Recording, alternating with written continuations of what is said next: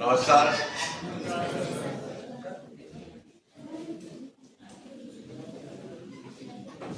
पहले तो बुंदेलखंड की इस भूमि पर सभी छात्र छात्राओं का स्वागत है, और स्वागत इसलिए है क्योंकि आप अपने परिवार को, जहां आपका लालन पोषण हुआ, पढ़े खेले लड़े भैया से, बहनों से, माता पिता से जिद करके भी, और वो सब जब छोड़ के हम आते हैं और एक नए परिवेश में आते हैं तो बड़ा कठिन होता है कि नहीं? कौन कौन महसूस कर रहा है? बस आ गया, सभी कर रहे हैं। लेकिन और इसके बाद बहुत सारे सत्रों में आपको लेक्चर सुनने पड़ते ना। वो तो एक पढ़ाई का अंग है, वो पढ़ना ही पड़ेगा, सीखना ही पड़ेगा। लेकिन ऐसी स्थिति में जब हम दूसरी जगह जाते हैं तो हमारा मन नहीं लगता, लेकिन नए नए दोस्त मिलते हैं, मित्र बनते हैं, और फिर धीरे धीरे जो जगह होती है, स्थान होता है, रूम्स होते हैं, वो आपको एक्सेप्ट करते हैं और आप जो है उससे जुड़ जाते हैं। ये विशेषता होती है नई जगह में। लेकिन आपको बता दें, बिल्कुल आपके विषय से हटके है, आप कृषि है का विषय है आपका, लेकिन ये जो जिसमें हम चर्चा करना चाहते हैं या मुझे आमंत्रित किया गया है, वो बुंदेलखंड की सांस्कृतिक, पुरातात्विक, कलात्मक, ललित कलाओं को लेके चर्चा है, ताकि आप जिस क्षेत्र में आए हैं उसको जानने समझने। ऐसा है ना? ऐसे ही बताया गया था क्या? ये सत्र के विषय में आपको क्या पता है? बताएं कि हमें बुंदेलखंड की कला संस्कृति पर चर्चा हो गई, ऐसा था क्या? बोलिए, जोर से बोलिए।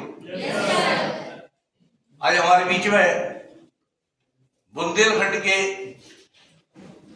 एक यशस्वी कवि आदरणीय डॉक्टर मुनीराम शर्मा जी यहाँ हम सबके मध्य में।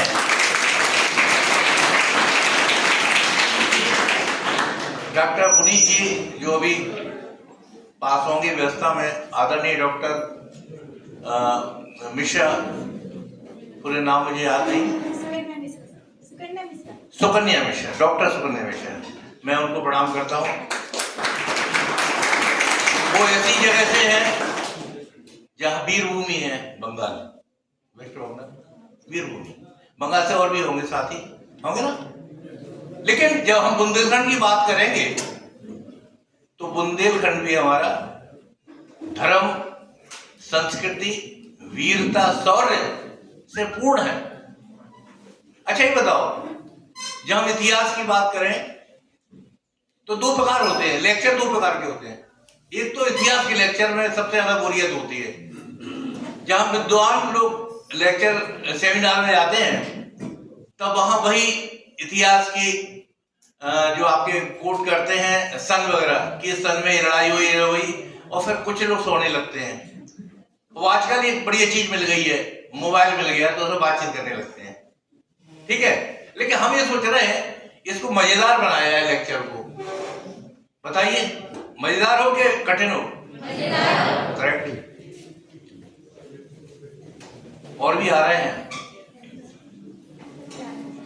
ये भर जाएगा तो बहुत अच्छा लगेगा। अच्छा, कोई अगर मोबाइल लाए तो एक दो फोटो भी निकाल देना मेरे, मैं शेयर कर दूंगा। सारे बच्चे हंस रहे हैं, सॉरी बच्चे ही हैं स्टूडेंट्स जो हंस रहे हैं। ये मुस्कुराहट जो है एंड तक बनी रहेगी तो मैं समझूंगा कि मेरा जो कहना है, आना दतिया से आना हुआ, वो सार्थक हुआ। मैं अपनी बात शुरू करता हूं। थोड़ा सा बात नहीं करेंगे आप लोग? करेंगे तो वो निकल जाएगी बात। बुंदेलखंड को मैं बताना चाहता हूं आपको, आप जिस क्षेत्र में कितने साल रहेंगे यहाँ?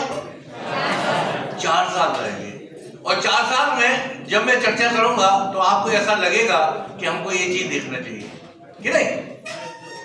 जो नए लोग आए हैं वो ये गेट बंद कर सकता है कोई, यहाँ से बाहर से आवाज आ रही है, खैर कोई बात नहीं। तो सबसे पहले शुरू करते हैं कि इसको बुंदेलखंड क्यों कहते हैं। पहले ये जिझौती प्रदेश था, जोराती बोलते थे, और इस पर खंगारों का राज्य था। उसके बाद परिहारों का राजा है, फिर बुंदेलखंड बुंदेला हुआ। ये बुंदेला मतलब शासक थे, ठीक है। तो सबसे पहले बुंदेला शब्द, चूंकि बुंदेलखंड है तो इससे पहले गढ़कुंडार ये किला है, उस पर खंगारों का राज्य था और उनसे उन्होंने बुंदेलाओं ने छीना उसको, क्योंकि छीनने की परंपरा पूरे भारत में रही है। विदेशी लोगों ने तो आक्रमण किए ही हैं, मुगल ने किया, अंग्रेजों ने किया, लेकिन पहले हम सब आपस में भी लड़ते थे, आज भी लड़ते हैं, आज विधानसभा में लड़ते हैं, लोकसभा में लड़ते हैं। तो बुंदेला जो है कहां से आए, विंध्यवासिनी सुना है आपने, यानी बनारस के आगे का जो विंध्य पर्वत है वो विंध्यवासिनी क्षेत्र है, जहां विंध्यवासिनी देवी का मंदिर है। वहां के जो उपासक थे, जो शासक थे, वो बुंदेला थे। और माता रानी को, जो बाकी विंध्यवासिनी देवी है, उन्होंने एक सपना दिया उनको, वहां के राजाओं को, कि जहां जहां खून की बूंद गिरेगी वहां वहां आपका राज्य रहेगा। किसी लड़ाई में ऐसा ही हुआ और आगे चल के वो ओरछा तक आगे वो उन बूंदों के आधार पे आए तो बुंदेला हुए। एक सामान्य सी एक किंवदंती है, इतिहास है। तो सबसे पहले जो शासक थे वो थे रुद्र प्रताप बुंदेला, ठीक है। और इतिहास में कम जाके फिर घटना में अपन चर्चा करेंगे तो आपकी जल्दी समझ आ जाएगा। तो रुद्र प्रताप बुंदेला जब वहां से चले बनारस से, बनारस चल के उन्होंने गढ़कुंडार को जीता और फिर धीरे धीरे वो यहाँ शासक बनते गए। तो उनके जो उत्तराधिकार थे पंचम सिंह बुंदेला। यहाँ तक का जो इतिहास है वो सिर्फ लड़ाई का इतिहास है, लड़ते छीना चपटी करके राज्य को अपने बढ़ाना।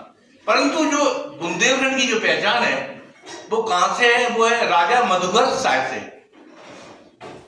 ध्यान देना आप, ये जो है मधुकर साय से बुंदेलखंड की पहचान शुरू होती है। वो कैसे होती है?